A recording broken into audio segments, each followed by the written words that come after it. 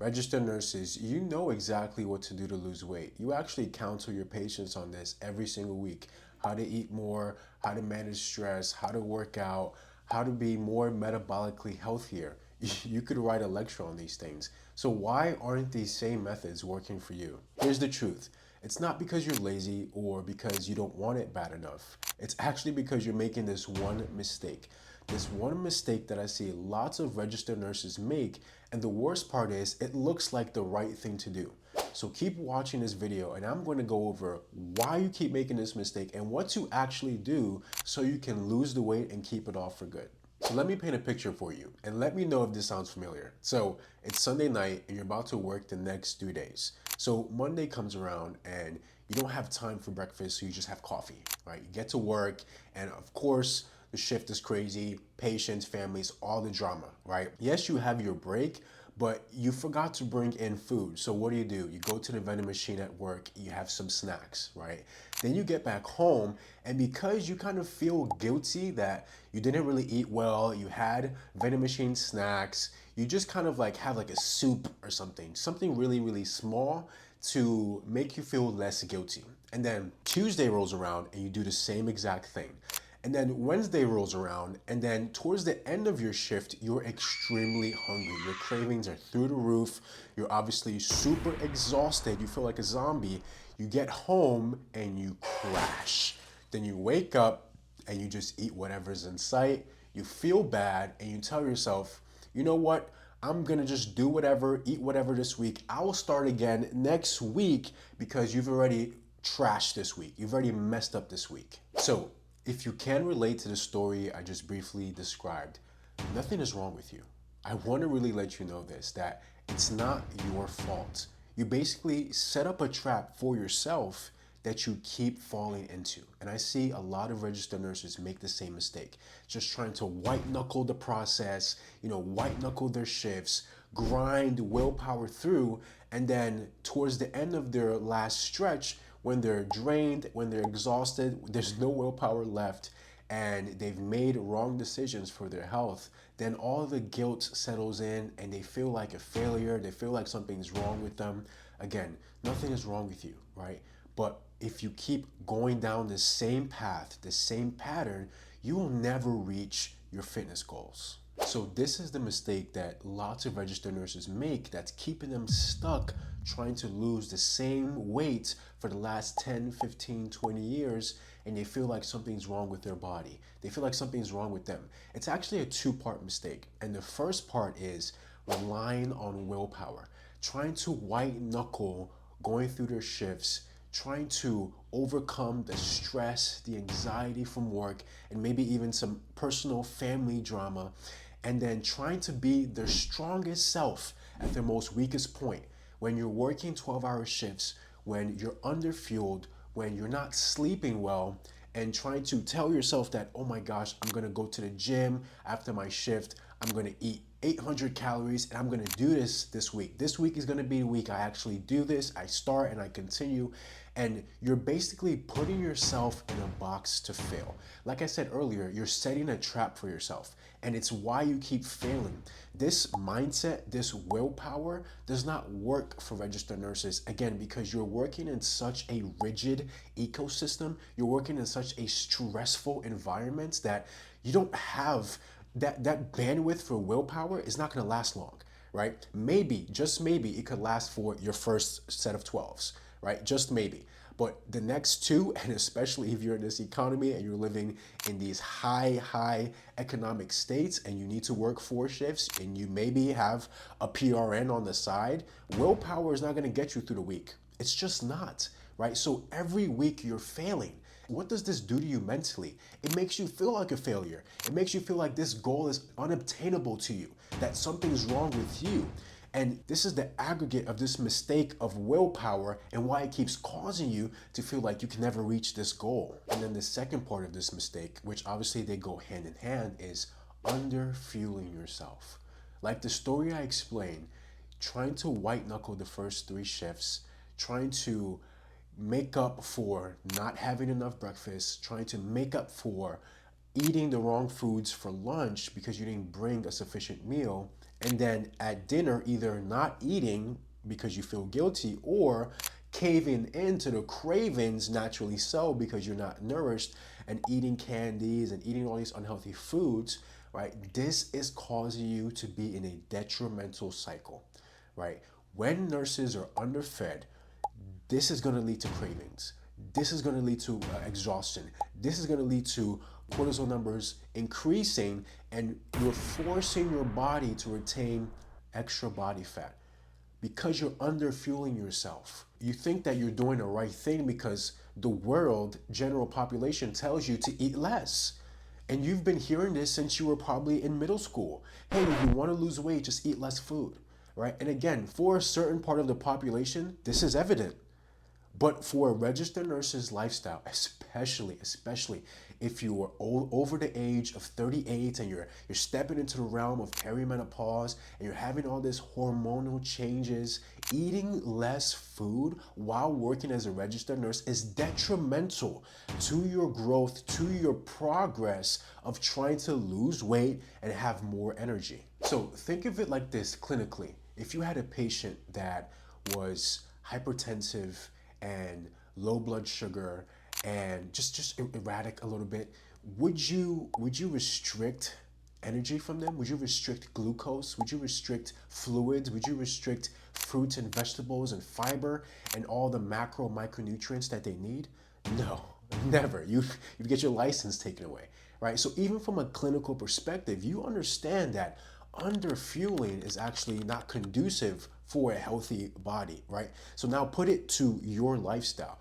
When you underfuel like this is what leads to the random 9 p.m. raids of the kitchen, just looking for anything sweet, looking for anything to curb those cravings. And that is your body, that is a clear indication. Your body is telling you that it's underfed, right? So how do these two mistakes work in tandem? You're underfueling yourself and you're trying to push through with willpower and you're making bad decisions, right? So for example, like the story I've just mentioned, your first shift, you try to willpower it, you make a few bad decisions, you're like, okay, the next shift, now you're starting off lower energy, right? Because you're underfed. That's where your energy comes from, guys.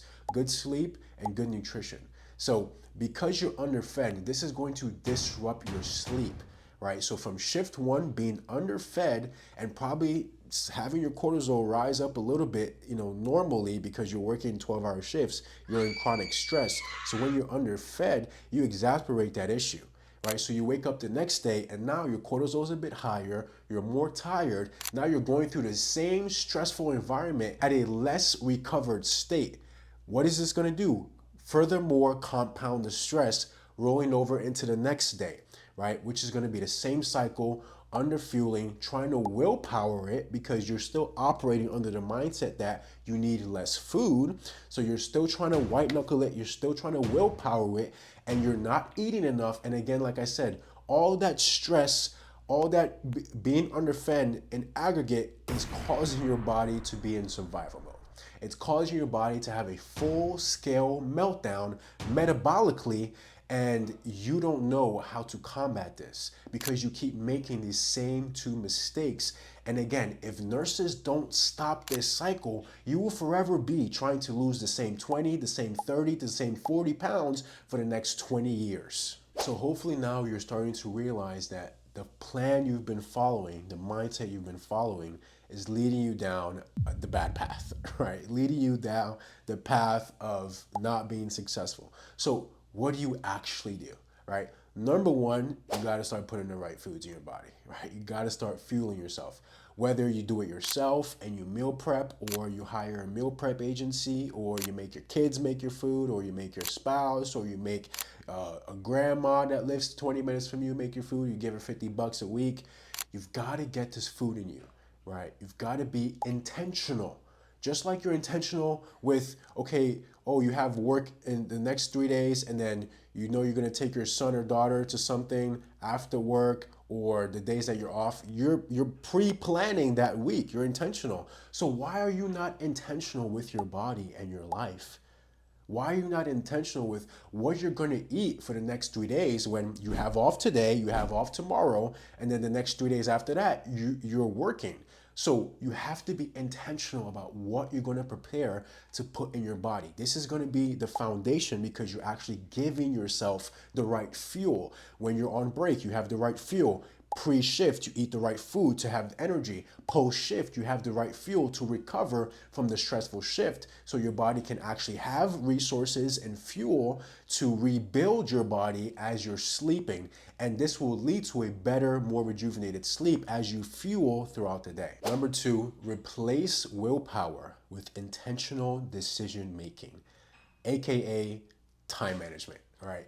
Do not try and willpower this. You just need to have better time management. So, just literally like the example I just gave, if you know you're off work today, like for today's Tuesday, the day of this recording, and tomorrow is Wednesday. So, if you have off today and tomorrow and you work Thursday, Friday, Saturday, you need to understand that for Thursday, Friday, Saturday to be successful, you need to plan for those days today and tomorrow. So today, Tuesday, tomorrow, Wednesday, you need to spend time meal prepping.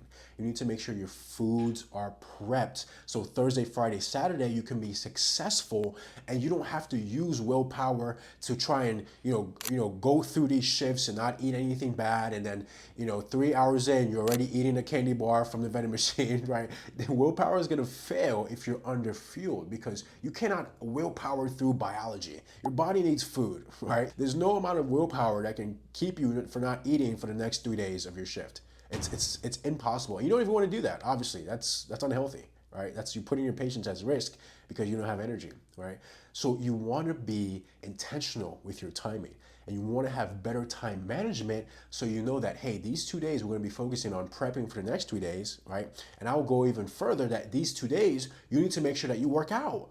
Right? Don't try and work out on the days you're working. That's horrible. You're tired, you're stressed. You need to just go to work, eat good food, come back and pass out. Right? So being intentional with your time is going to cause willpower to fade. Willpower will be non-existent in your life because you're actually planning your life ahead to be successful by making advantageous decisions for your health. And finally, you need to create an apparatus in which you can grow. This is what I mean. Set the bar low initially, right? How about this week, you only focus on hitting 8,000 steps 3 days a week? I think you can do that. I think a lot of nurses can do that, right? Once you start achieving that, after 2-3 weeks, make it 8,000 steps 5 days a week, right? After you achieve that, make it 8,000 steps 7 days a week, right? Now that goal is checked off. And that's something you can keep doing easily every week. Then you add another small goal. Okay, how about this week we hit our 8,000 steps 7 days a week and we meal prep on our first day off, right? You do that every week. You start doing that. And then you add another small goal. We meal prep and we get an extra strength training workout in, right? Boom. Now you're setting the bar in which you can achieve, right? You're creating an apparatus, you're creating a system around your life that you can win, right? This builds confidence. This builds momentum. You're building momentum towards your ultimate goal of losing however many pounds and getting this energy back because you set the bar low and you continue to achieve, you continue to climb because you set the bar low and you achieved it and progressed. That is an apparatus of success. And a lot of nurses don't even think this way because they're too busy trying to willpower and white knuckle their way to success. Okay, so quick recap. I know we covered a lot here. The mistake that a lot of registered nurses are making are trying to willpower their way to losing the weight. And in that process, they're underfueling themselves, which is exacerbating the issue because underfueling is increasing their cortisol, which is keeping their body to retain body fat, right? How we overcome this is we need to make better decisions. We need to have a better time management schedule. We need to plan ahead for the days that we're working and meal prep our foods via extra external help to make sure we have foods for those days or nights that we're working so we can actually have energy. And it's going to help us to not have those late night cravings and now we're eating a ton of sweets at night and we're doing the right things for our health, right?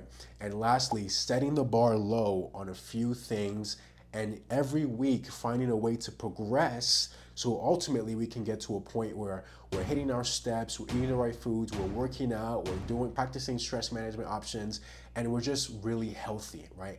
You don't achieve that day one. You achieve that by doing one thing and then adding another thing and then progressing over time and giving yourself grace as you grow through that process, right? So doing this is what's going to ultimately get registered nurses to losing 20, 30, 40, 50, 100 pounds and keeping it off. That is the goal, to keep it off. So over the course of this video, if you were watching this and you were like, oh my gosh, this is me. Oh my gosh, that was me last week. I white knuckled and then I failed and then I crashed.